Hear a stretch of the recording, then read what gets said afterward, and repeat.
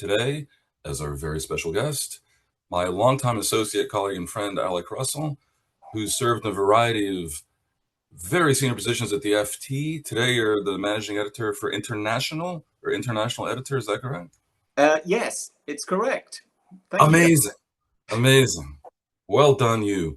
So, we're going to talk about how journalism has changed in the 30 or 40 years, embarrassing to say, that you and I have been active on the scene. Alec and I met in Romania, I guess about 35 or 36 years ago, in the beginning of what appeared to be massive democratic wave, and also in the beginning of what was a series of changes in journalism. So, Alec, I mean, it's hard to conceive of a 3 or 4 decade period that has brought more changes driven by both technology and societal disruptions.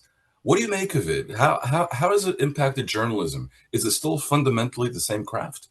Well, yeah. Well, let's start with the journalism, and then maybe we'll touch on the sort of the broader ideology and politics of what's going on. So, if you take a really deep breath, I still like to think, Dan, that it is the same craft. That the quest remains exactly what it was when I first met you in Bucharest in January 1990, which is to try to understand Must what's we going on. must we be so precise about how old we are?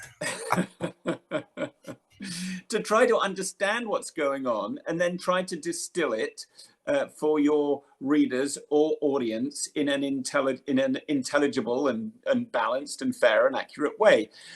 So the quest, as I say, is unchanged, but the means of journalism is what has changed dramatically. Because again, to go back, dare I say it, to January 1990, in some ways it was a much easier calling to be a journalist than it is now, because there was no broadly available internet then. So journalism was then about what you, the journalist, found out yourself with a pen and notebook during a day, and then you transcribe what you discovered. Whereas now there's just this ocean of information out there that journalists have to sift. So I think it's harder to be distinctive now as a journalist. That's certainly true.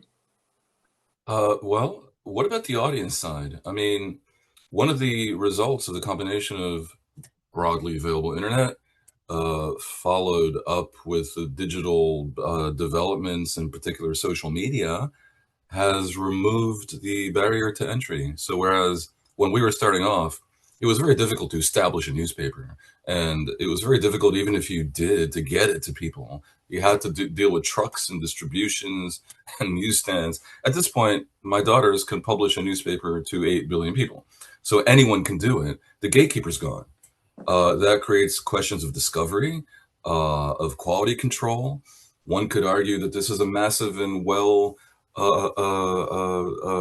received democratization, or is it chaos, and does it ultimately harm journalism? Well, you touch on I guess arguably the most significant change of all, because as you say, anyone can set themselves up as a journalist now and claim to be a journalist. Any company can be in a media organization, and indeed increasingly most companies, whether you're if you're in financial services or if you're in the legal profession, you think more like a media company now. You do your own videos presenting what you're up to. You no longer have to speak to journalists as intermediators with the public. You can communicate directly, and of course politicians as well.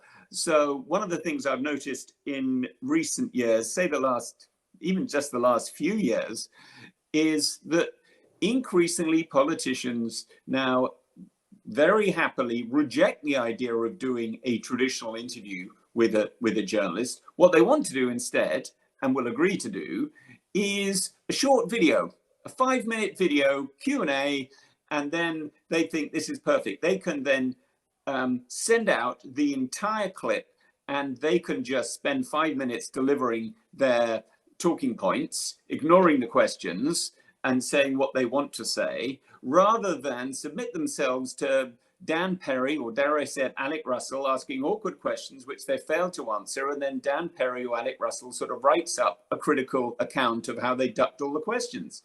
So it is very, very different now in terms of reaching an audience.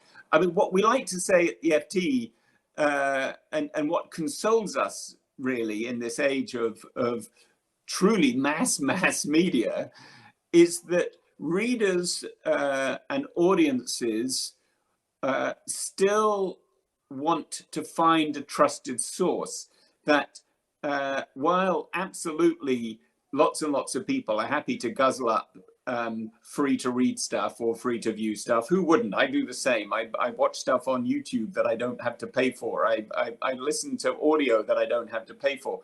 But when it comes down to it, on the issues that really matter, I think there are enough people out there who realize that they need to know where this information is coming from and can they trust it, and they're willing to pay for it. I mean, that's the only thing that sustains my faith in the future of journalism, really. But I do have faith in the future of journalism for that reason. You know, do you have faith though in the future of humanity? Because here, let me push back a little bit. This idea, the politician, and I know very well how true what you say is, who would prefer not to have an intermediary, sells that idea as the ultimate democracy. And a gullible audience would say, well, sure, I want to have direct access, but it's an illusion because they don't really have access. It's a one-way conversation, even if they can comment on, you know, the post. Politicians obviously don't want to be challenged. The intermediary, which is us, is there to challenge. We assume there's a market for that because to the extent that journalism is a market, it requires an audience, and probably an audience that's willing to pay or to otherwise be monetized, which is a whole different issue about the nature of advertising today. The future I see is that there may indeed be enough people willing to sustain journalism at its quote unquote elite level, the FT. And yeah, those people will be informed. And yeah, those people might keep you employed. But that will be a minority. I see where you're going, Dan. Keep going.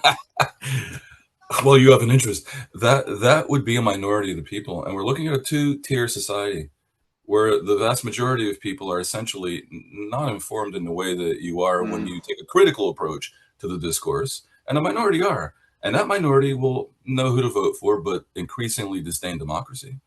And that minority will know what to invest in, so they'll be richer. The richer they get, the more they'll be willing to pay. And there you go. You have a gated community of journalists and their readers / audience, and the rest of humanity creating a challenge for democracy, doesn't it?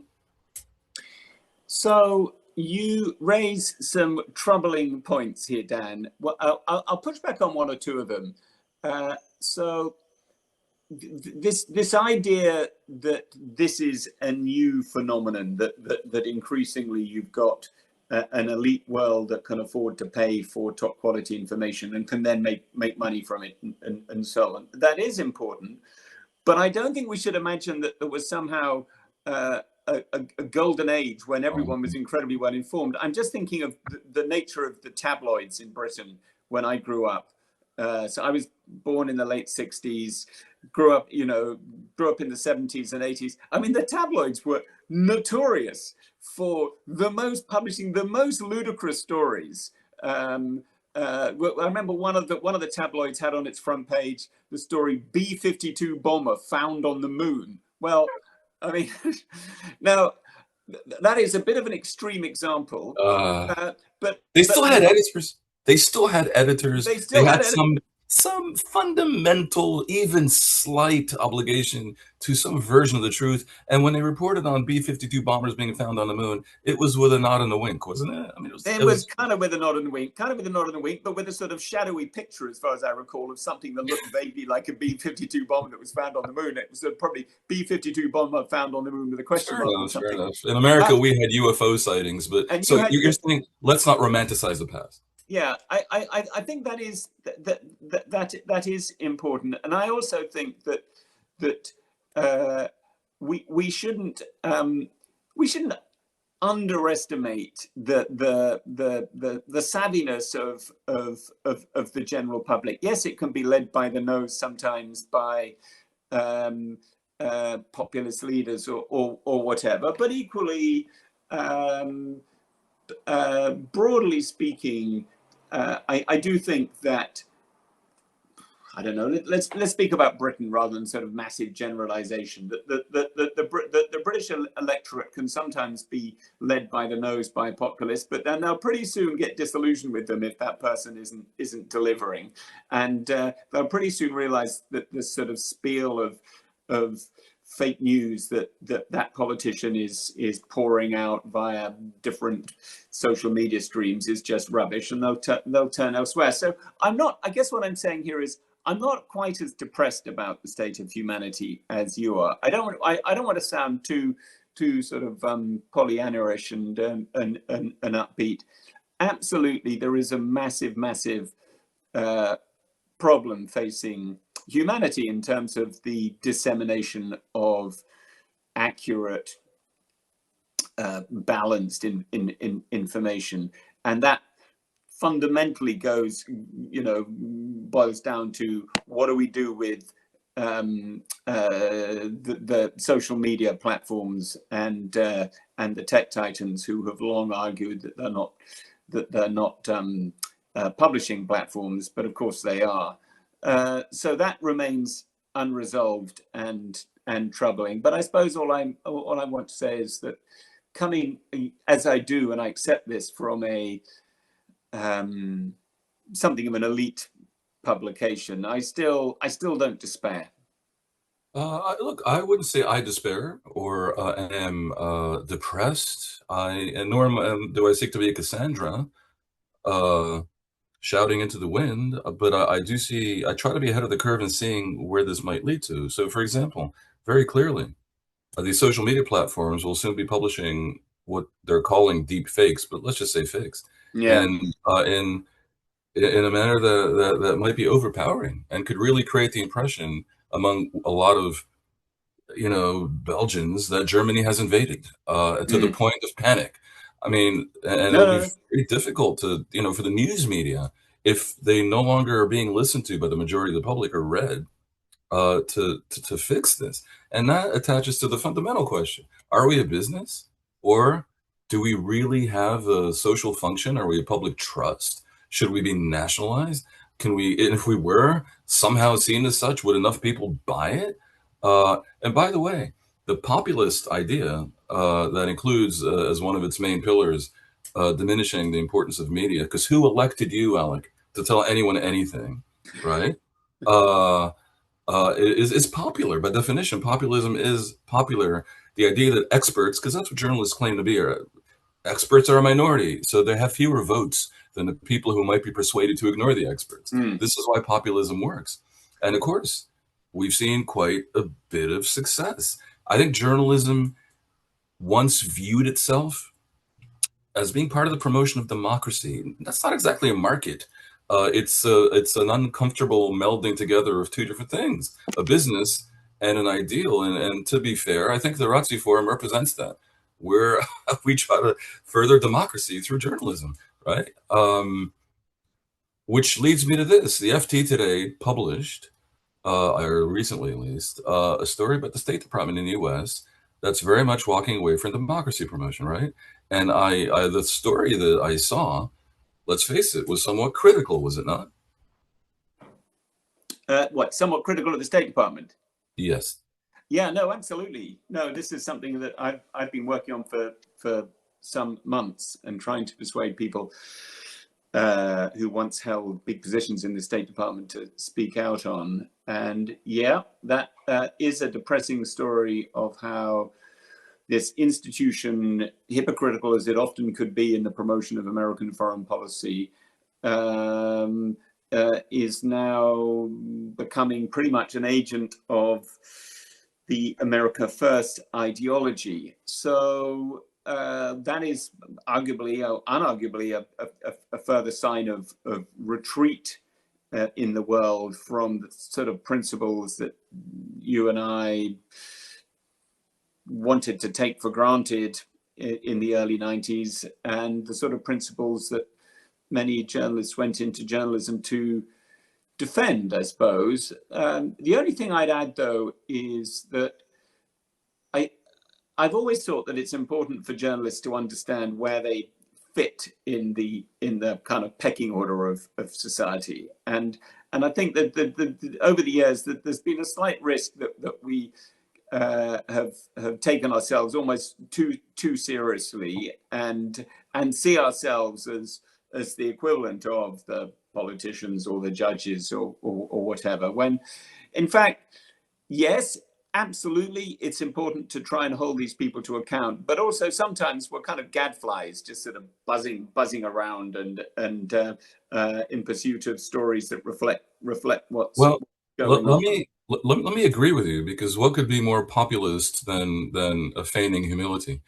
Who who appointed us, right? Like, why are we anything more than gadflies? Why are we anyone's gatekeeper other than the market?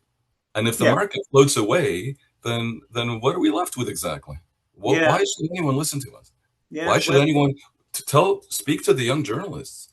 that If that why should anyone listen to them? And by the way, and if the answer is yes, they should, because you've displayed various characteristics that are worthy of being that make you a person who's worthy of that. What are they? Intelligence, courage, determination. What a certain ideal? What are we actually talking about when we're talking about a journalist that thinks they should be listened to or watched mm, or read?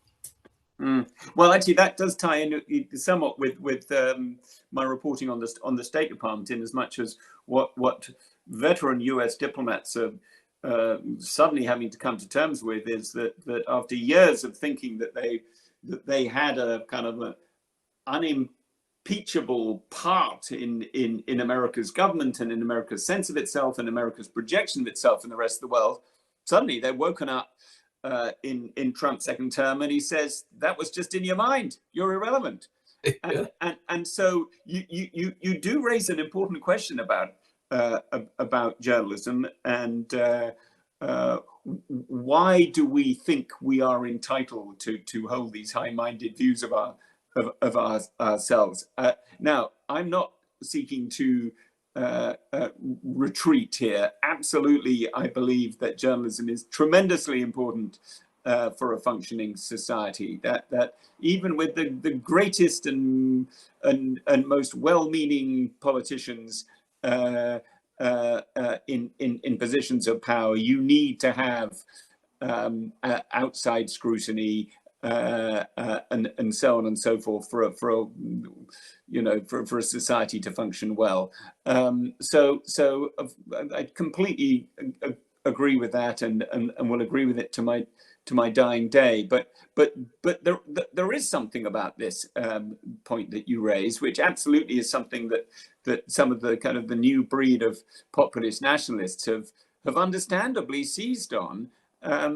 And they've seized on it not least because sometimes we, dare I put ourselves in this camp, Dan, we sort of representatives of what used to be known as the mainstream media are not flawless and sometimes get caught up in groupthink. We miss stories, we play down stories, we get snooty about stories, and we ignore politicians who we think are beneath our gaze, and then, oh my goodness, they've got 40% of the vote.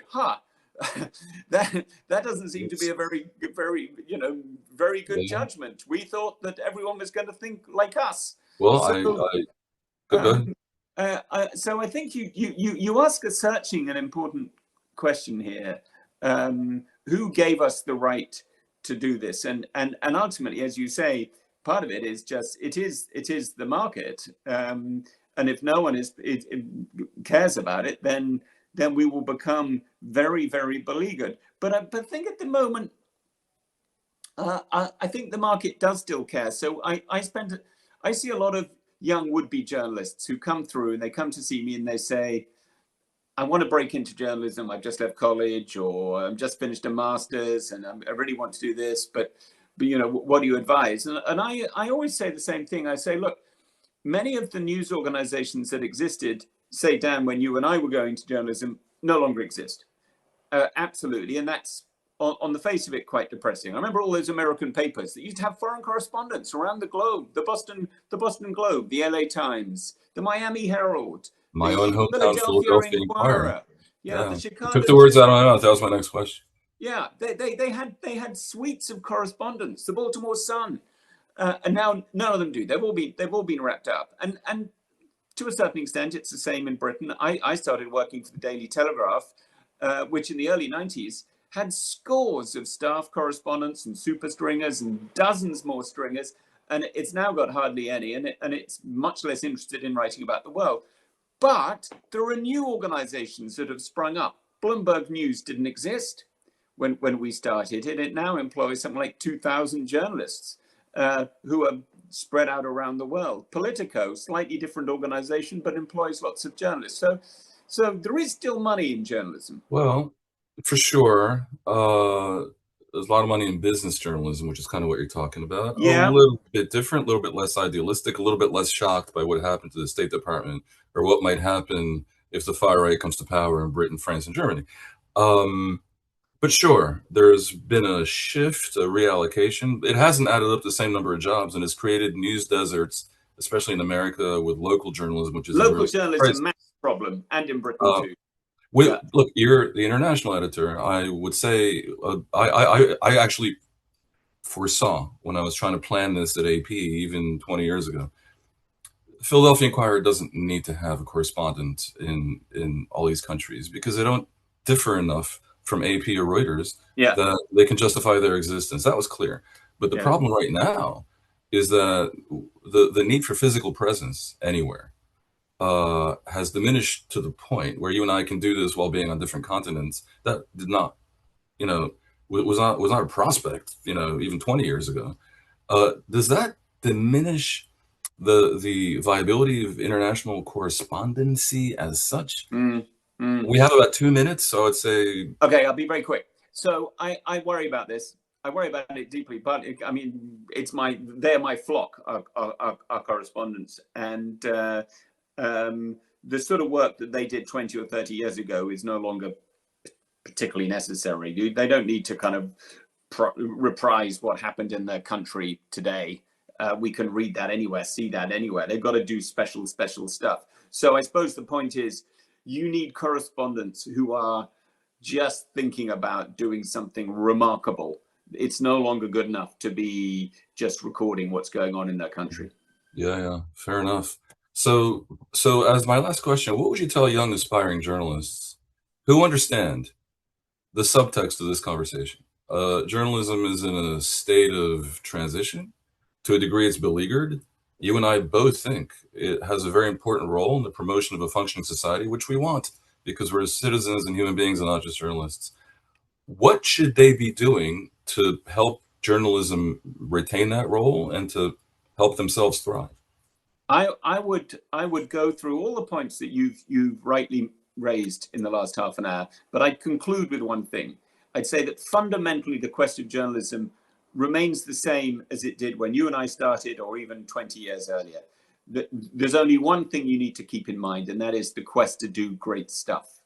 And if you do great stuff, people will read it and people will pay for it. And what do I mean by great stuff? It could be a video, it could be audio, it could be text, but it's finding something out and writing it up in a compelling and fair way. And that's all you should be keeping in mind. All right. Inspiring words from one of the greatest. Thank you very much, Alec, for being on. We Dan, appreciate it. always lovely to talk. Look forward to doing it again. Thanks so Appreciate much. it.